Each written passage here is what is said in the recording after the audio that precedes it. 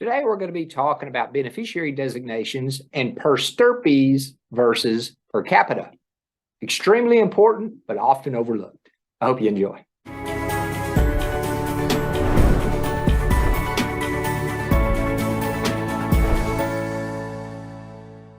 When we think about assets that we have, depending on what they are, the disposition of those assets occurs in different ways. In some cases, a will, things go through probate, and a will, that's the will that takes care of that. And incidentally, FYI, if you don't have a will, the state has one for you. So you do have a will, you just may not like what it says.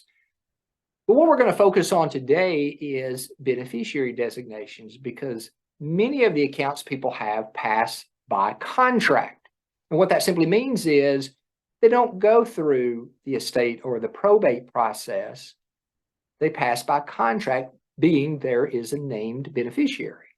So when we start talking about beneficiaries, there are a couple of different structures that can be set up. One is called per stirpes, and the other one is per capita.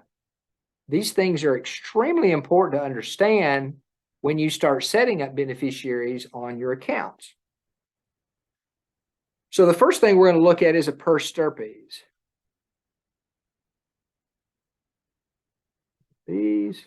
So just to give a quick example, you had an individual and they had 3 grown children. And each of those children had a couple of children. So person 1 basically has 6 grandkids. So we've got person 1 up here. Now, if you have a per stirpe beneficiary on your contract, and let's say this child predeceased you, so they passed away before you did.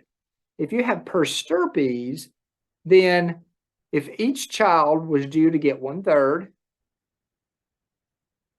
what happens in a per stirpe designation is this deceased child's third gets divided equally amongst their heirs.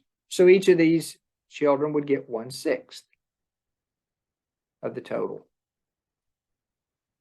I believe my math is correct there. Don't hold it against me if it's not. Now, the other setup that we see is per capita. So if we had the same situation,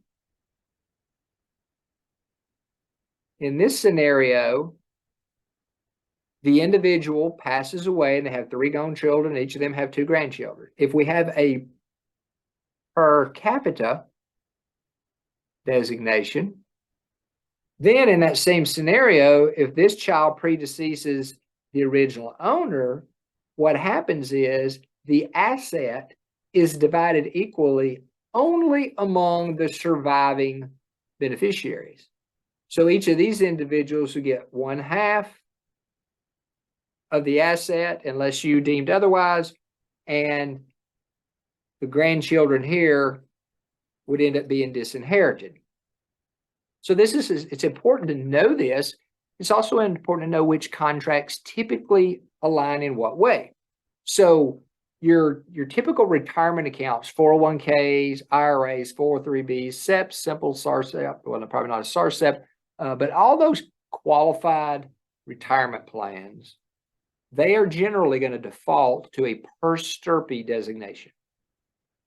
And you may be able to make a correction and change it if that's not the way you want it, but generally speaking, they're going to default to that. If you don't tell them anything, this is the way assets would distribute. On the other hand, if you have a life insurance contract, the majority of life insurance companies default to a per capita. So if you have a life insurance policy and your 3 grown children are named beneficiaries, well, in that case, if one of them predeceases you, that then eliminates their heirs or their children. So this line of the family got disinherited because of the unfortunate fact that this child predeceased the original owner. Now, that may be the way you wanted it, and it may not be. The key to understand is this per capita beneficiary can be changed. Typically, what you have to do is you simply have to, on the application, when the beneficiaries are being named, you have to tell them, I want a beneficiary distribution to be on a per stirpes basis, And then what that will do is that will override or change the default of per capita and make the beneficiary designation per stirpes. So again, understanding the contracts that you have and what the default is, and does that default fit what your objectives are as it relates to your overall plan.